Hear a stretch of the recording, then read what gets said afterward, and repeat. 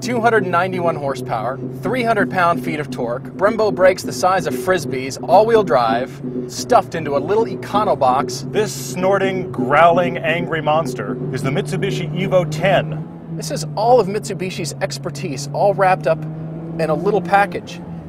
And by the way, guess how much you can buy it for? The GSR runs about $33,000. The MR runs about $38,000. This is a shocking amount of performance for that amount of money. So all this power from a 2-liter engine, so it's actually the size of a soda bottle, which now that I think about it is about the size of a gas tank. So walking up to the car for the very first time, I can't help thinking of the meanest looking reptile I've ever seen in my life. Mitsubishi has taken their standard Lancer, added wide sculpted fenders, a lower front air dam, a nice diffuser under the back.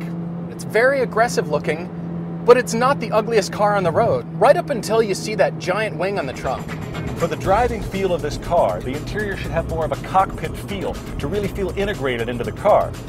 Of course, this is where you see the Lancer breeding. It could almost be described as boring, but if you're looking for a more luxurious car, you're entirely missing the point of this brilliant machine. The seats may be some of the best seats I've ever been in a car. I feel like I'm sitting in a kangaroo's pouch.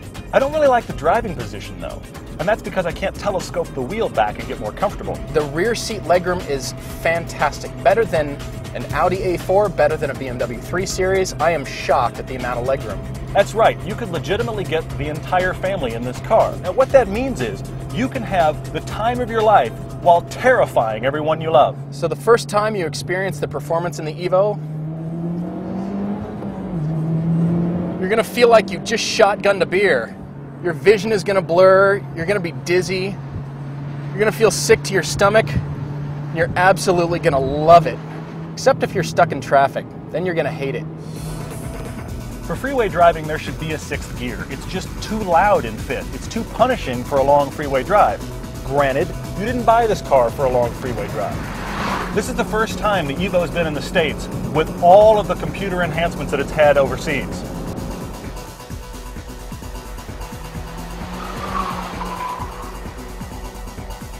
And just to show you how smart the car is, there's a screen right here in the center between the gauges. You can look down and you can see what's the differential doing, what are the wheels doing, which wheel's getting power right now. Of course, while you're doing that, you've hit a tree. You know what? I'm wrong. The Evo doesn't handle well. The Evo bends the earth to its will. You can roar into a corner doing everything wrong, and it's as if the car says, you know, that defies the laws of physics, but I'll make an exception just because it's you. You're going to be taking scary, unnecessary risks because you trust this car so much, you know the performance is going to get you there. You start to believe you're some sort of rally champion behind the wheel of the Evo, and I have to wonder, what's the point at which that gets you killed? I feel like challenging everybody I see. I'm like a rolling gauntlet. This car's like that college friend that was a really bad influence. You're going to do something impossibly stupid. You're going to wake up the next morning and feel terrible, but you also had a lot of fun.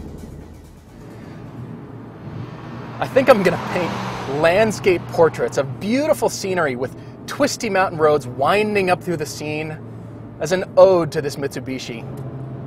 What? The Evo 10 is a GTR for half the money. I know what you're saying, the GTR is faster and better and does everything. It's twice as much money as this. And at the end of the day, it's doing the same thing, putting all of its monster computer power into saving your ass. And I dare you to try to get 4 actual people into a GTR without chopping their legs off.